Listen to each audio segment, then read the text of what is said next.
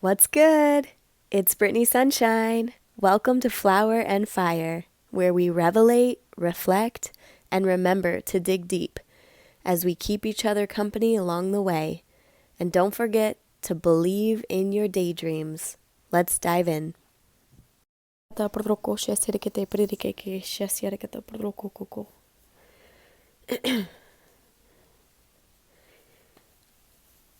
give thanks and receive and request that the spirit of life would illuminate this moment with a perfect sound that is meant for this moment. With humility to know that this is but a drop in the ocean,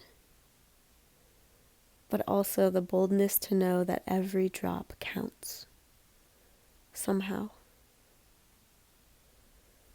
It's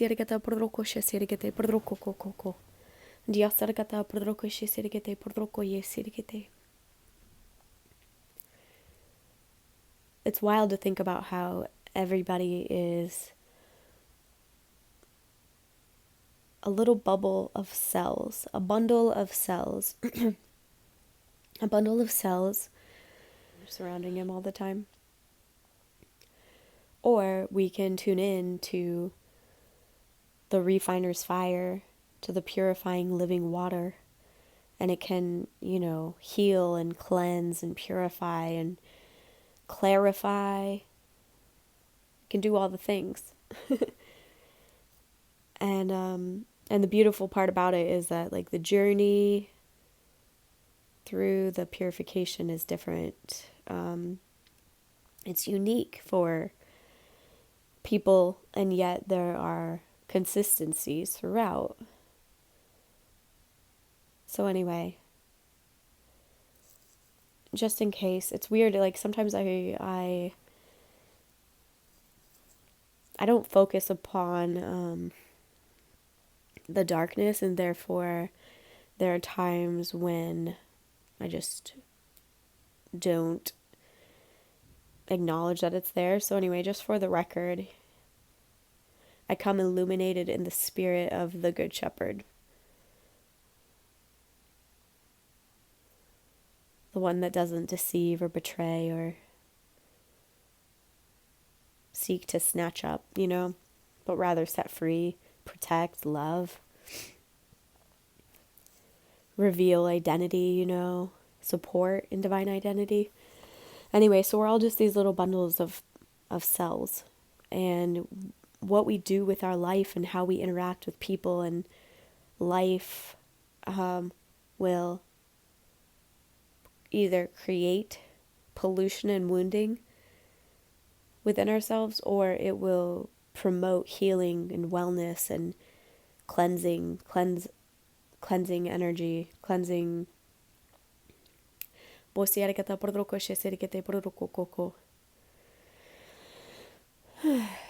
And I've arrived at this place where I've realized that on the one hand, the beautiful message is that everybody has access and availability to receive from this fountain of living water for themselves. And also, it's not only a privilege, but it's a responsibility.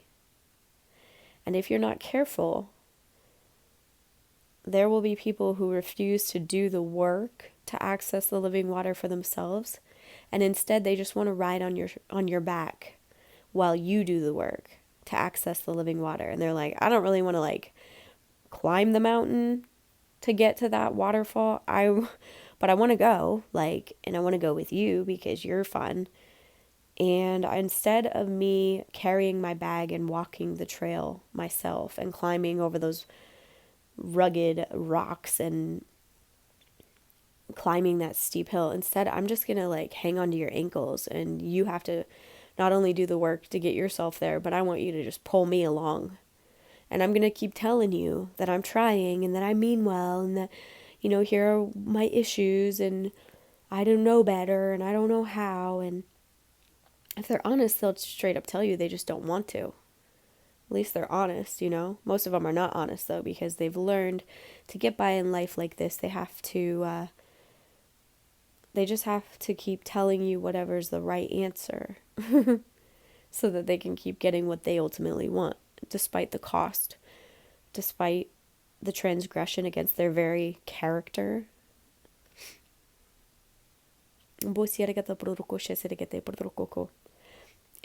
Nobody can do it for you, and I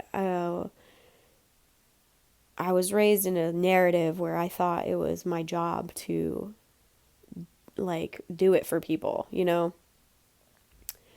and it cost me so much over so long. There's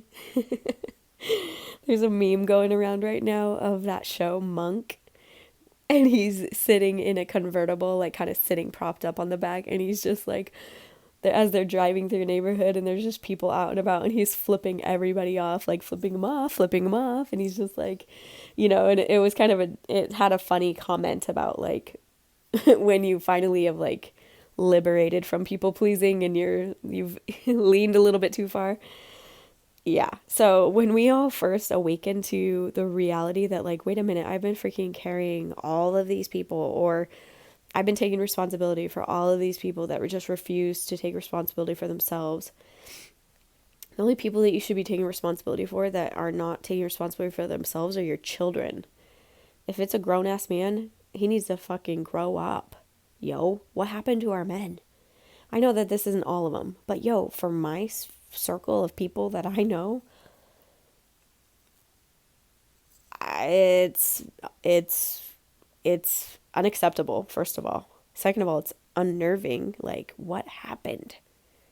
It's got to be some sort of a mind control thing, a programming issue. But anyway, hey, this is a quantum intercession opportunity right here, where we go into the timeline and we intercede and we imagine and visualize and rewrite the story of men. Okay, so look at how amazing it is. These men have revelation of their divine identity rooted deep in truth, in the foundation of truth and knowledge of eternal matters and what actually matters and priority.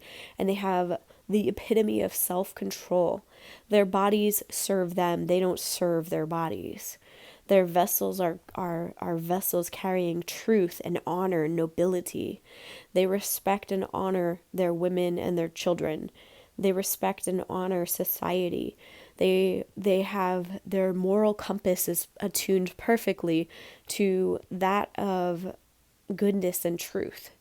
And wow, look at that. Look at the society and how it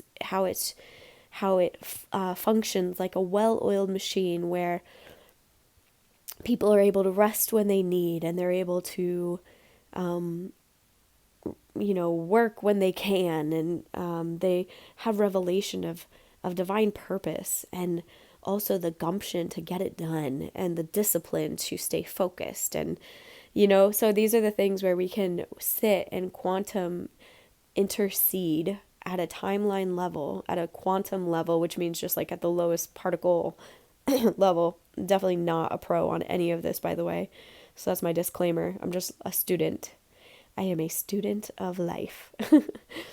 Anyway, what if we spoke healing to those pre-verbal abandonment wounds that happened even unintentionally by some of the best parents that weren't even bad parents, but something happened. And sometimes there are those pre-verbal abandonment wounds or survival moments that cause a rift in the just to get 1 degree off in direction.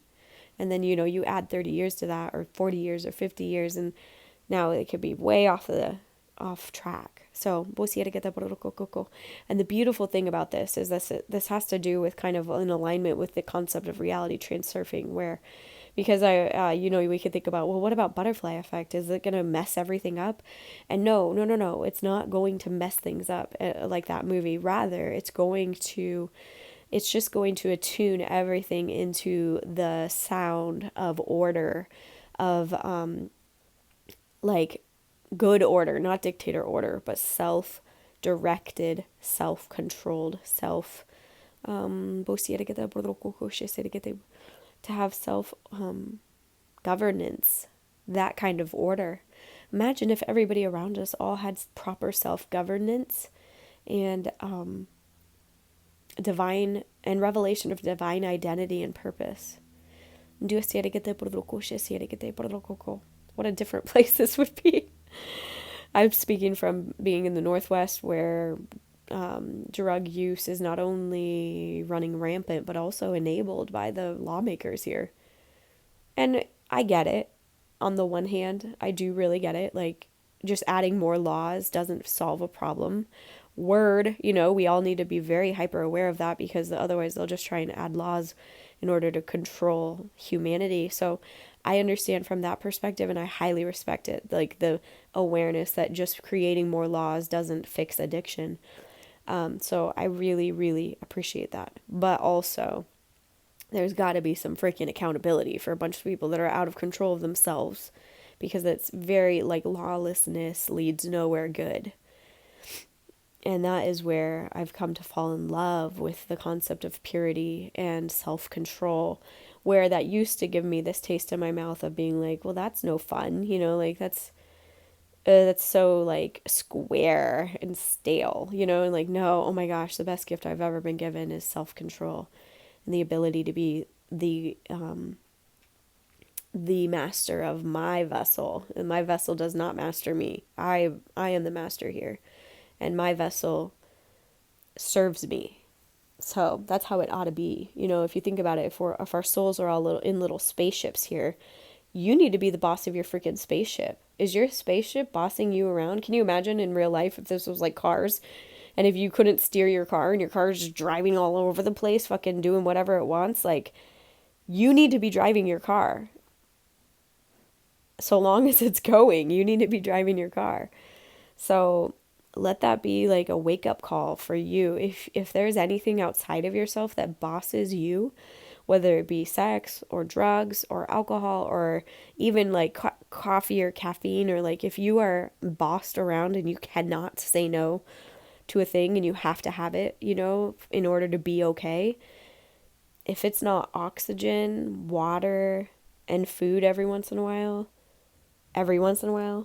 food every once in a while, because like people can have food issues too, or sugar. Anyway, like, that is an indicator that your life is out of balance and that something needs attention. So anywho, getting back to it, getting back to what we were here for. What are we here for? Talking about how we're all a bundle of cells. And that's the thing. When your cells are polluted, or when they're hurt, when they're wounded and infected, think about like an infected wound, then often we find ways to ease that pain. And this is a huge, huge one. So I used to have chronic pain issues, and I knew it was spiritual too. Like, I knew I had the awareness of that eventually. But I didn't like help me at the time. I didn't really know what to do about it, and I didn't know how to fix it. And the love of my life had become addicted to pills. And so I didn't want to do that. I was terrified of taking pills. And so I just eventually, reluctantly started using cannabis as a pain reliever, because it was natural, even though this went against everything that I had ever been taught.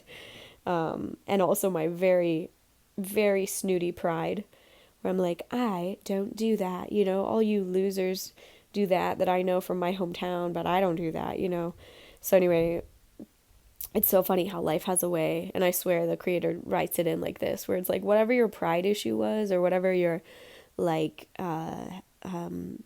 negative habit dependency thing, like, that's going to be probably the thing that you end up having that switches over, that flips upside down. So it's like I had pride, like I don't smoke, and then here life brought me to this place where yes I do, and then it turns out to be a spiritual portal that then I spent the next several years wrestling with whether or not that was allowed and if it's okay and is it bad, and and for me it's an amplifier for whatever my heart is attuned to. So I'm not going to say that for everybody, because once again, like I said, if that's your like vice, then it's not going to be the thing for you, very likely. You'll probably have to give that up. But it'll be something else. So anyhow, when you're trying to figure out what is good for you or not, the way, because like here I come from this narrative that's like cannabis is bad, like it's bad, it's evil, like it's what those people do. So when I had to like face myself and face that monument that had been built within me, it was very jarring. And I'm like, how do I know though? And then here is like my love, who was given the ticket into hell with addiction to opiates. But it was given to him by a very professional person that's, we're told, knows things and is smart and trustworthy, and completely derailed his life. You know what I'm saying? So when we find ourselves in these moments, like, how do you know what's okay for you and what's not? How do you know when it's got a hold of you or you have a hold of it? And those are some of the indicators that I would use in my life to discern whether something is polluting my bubble or purifying my bubble, or kind of neither. Usually it's one or the other, though. I'll say that. I do remember a friend that has survived cancer. She posted something along those lines, like, we're either moving toward inflammation or healing inflammation. Like, there's not really that long of a neutral point. So you're either contributing toward your body healing itself, or you're contributing toward the damage of your body. And of course, like, there's times and seasons for things, like, hey girl, hey, how many of us know when like cycle time comes, it's like there's an influx of cravings sometimes for certain things. For me, it's usually chocolate. Okay. And I just build that into my knowledge that like, this isn't going to be the best for my healing right now. This is going to be a little bit of a polluting hit. So I'm going to be aware of it, and I'm going to do some countermeasures on the other side to create balance. And like like, I'm not a big drinker, but there are times where I go and I do have a drink, and I know that takes a very, depending on what the drink is especially, but it can take a very costly toll on my body and my mental stability, quite frankly. So it's like being very aware of that is huge. I remember awakening to how liquor like kills your gut health. Think about it. It's alcohol. It's literally alcohol. We know that alcohol kills bacteria. We have an entire like gut full of living bacteria that actually is really, when you say you have a gut feeling and you have a gut, whatever, like that's, so like our gut is actually our real thinking tank. So when we go in there and just assault it with tons of alcohol, killing all of the bacteria or wounding it, think about how out of balance we are. No wonder people are like, I have anxiety and I have whatever. Like, how many eras of humanity have had access to the amount of variety and the consistency of the amount of alcohol that we all have, what I'm saying? Real talk though, I just had a revelation. Of course, I'm inserting my conspiracy theory metal tinfoil hat, like Nor. If you know, you know. If you don't worry about it. But anyway, insert conspiracy theory hat here now. After learning like what they've been testing on people and what they try and push, especially after what we learned in 2020, it makes me realize, I'm like, how did just miraculously or whatever, or just like, how did the Native Americans all end up with such an alcohol problem? What happened to assist them toward that end? Because I can just about guarantee you that that was not just a natural thing. And listen, of course I already hear people just be like, no, that's just what they are. They're lazy and they're like that. That's the point though. That's what they want you to believe. And I bet you anything that there's more to the story, and we'll probably never know until the end of time. So anyway, that's about that. But just like, oh, how convenient. You got all these people wrapped up into something so that you can just have their land and take over. How convenient. How utterly convenient for you. Look what's happening right now with the thing that starts with an F and ends with an all. It's everywhere, and it's like its own war. So anyway, we need to be, first and foremost, the keepers of our own vessel. And it's you versus you. You need to get in charge of yourself. Get in charge of yourself. How do you do that? You determine what things are contributing toward your clarity, or what things are contributing toward your pollution. So for example, this is legit, like real life stuff that I went through. So I'm like, me and my friends, we all binge drink like till the cows come home. And then we're all hungover. And then this is like, when we're younger. Some people still do it. But it's like, so then it's like costs, peace of mind, physical health, like feel like garbage. My energy sucks. I need to sleep way more. Like, dang, that's a lot of costs. Where when I don't do that, like I have better energy. I sleep better. Have you noticed how much your sleep is messed up when you drink? For me, it's really noticeable. And it's like, okay, on the days where I don't do that, like I work out, I do my projects, I have clarity, I don't feel like such garbage, and then I don't have like the mental breakdown several days later once my body is like trying to deal with whatever just happened. So that was one of those things where I'm like, but when I just like have cannabis, I have a couple hours of like processing, sometimes I sleep, sometimes I stretch, sometimes I just like revelate, and then I have a nap, and then I go about my life, and like there's not really that much of a cost. In fact, it's very beneficial to me.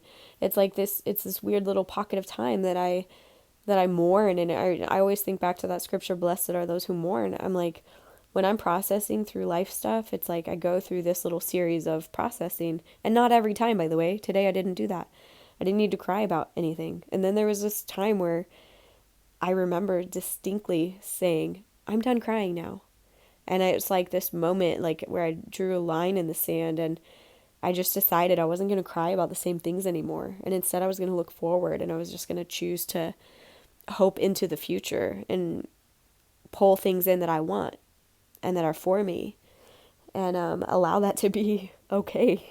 So anyway, are the things that you do, what do they cost you, and what do they give you? And maybe you write a pros and cons list, or just start looking at the pattern, and what is bringing you closer to that divine version of yourself, and what isn't keeping you from advancing.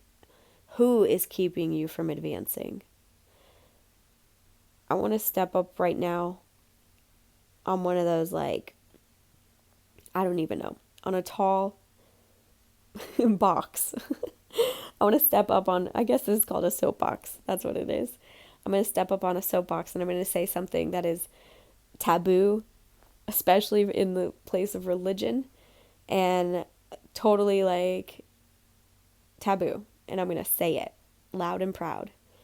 If there is somebody in your life who refuses to advance and refuses to purify their bubble and address their own issues, and they are holding you back from advancing, and you are honestly, not participating, because that's the other thing, a lot of codependency, like we like the illness of being codependent together, and we like the toxic cycle because it's familiar. Even though we don't want it, we like it, and we're used to it, and we're too afraid to get out of it. But if you're legit ready to make that change, you need to do it. Nobody is going to evolve.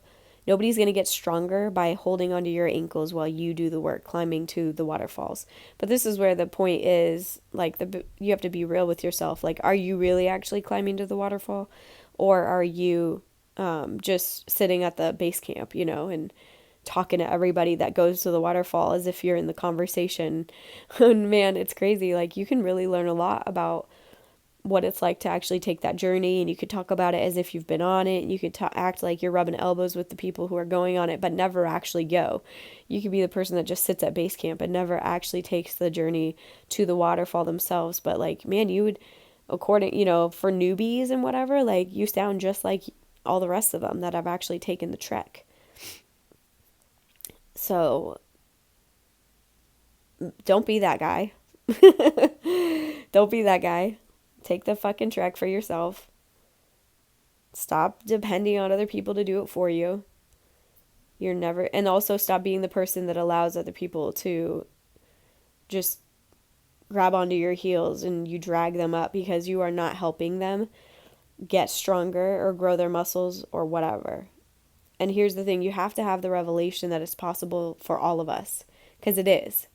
It is possible for all of us to receive the spirit of life that heals and invigorates and renews and clarifies and restores. So it's like, if you don't really believe that it's possible, then you'll feel the obligation to drag other people with you.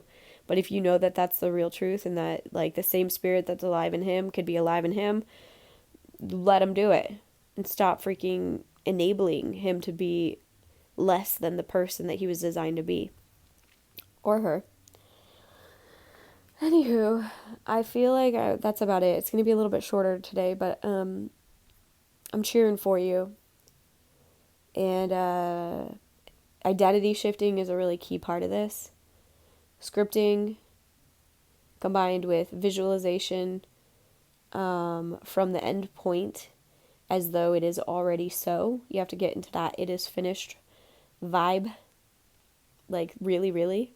And it's so wild because once everything kind of lines up and clicks in and you learn how to reside in the surrender of the finished work, knowing that it is so, and having made your selection, it happens remarkably fast, to the point where I almost like stopped for a while because I was like, I just want to sit still in this for a minute, like I don't, like if I could manifest this giant mansion right now, but I don't want to. Like, I don't freaking need that much house to clean right now. And I don't want to move again, like, so anyway, it's just wild. Like, it's so effective and really makes you look at, what do I actually want? Like, what do I actually want? Like, anything literally is possible. It is tetelestai, truly paid in full. When you realize that too, you stop wasting your time with little boys dressed up in the man's body, pretending to be men who have not resolved their mother issues, and who have not resolved whatever other issues. We all have them, but the point is that it's up to us individually to face ourselves head on and to go through what it takes to purify, to cleanse, to restore, to receive the healing that's needed in order to be the honorable, noble version of ourselves that this world deserves. And the cool thing is, as you attune to that frequency in yourself, we're all like little radio stations, playing a certain vibe of song. And it's like, as you attune yourself to a certain station, it will quickly become apparent who's not tuned to that. And, can you imagine, like, okay, imagine everybody walking around like it's 1985, where everybody has like a boombox, remember? And like everyone's blaring their music, and like you have your station, and then that one's like, and so imagine walking into a room where one guy has rock and roll, one guy has piano jazz, one guy has like opera music, another guy has like metal, like death metal, and then another guy has like country, and it's like, oh my gosh, all of these sounds are obnoxious together. Like, nobody can even enjoy their own music because it's just obnoxious noise clashing together. That's what it's like when you keep accommodating shit that is not for you. Let yourself up level. let the space happen, and just allow life to arrange things for you with the people that are at least in your genre. Maybe it won't be so clear right away as to like everybody's playing the same song, but at least you have like similar genre. You guys can all vibe to the same sound. And it's so cool when people come that are on the same wavelength as you. And the best part is when it doesn't even matter if they're there or not, because it's just like everything is so whole, and beautiful. Okay, be blessed, be well, be free.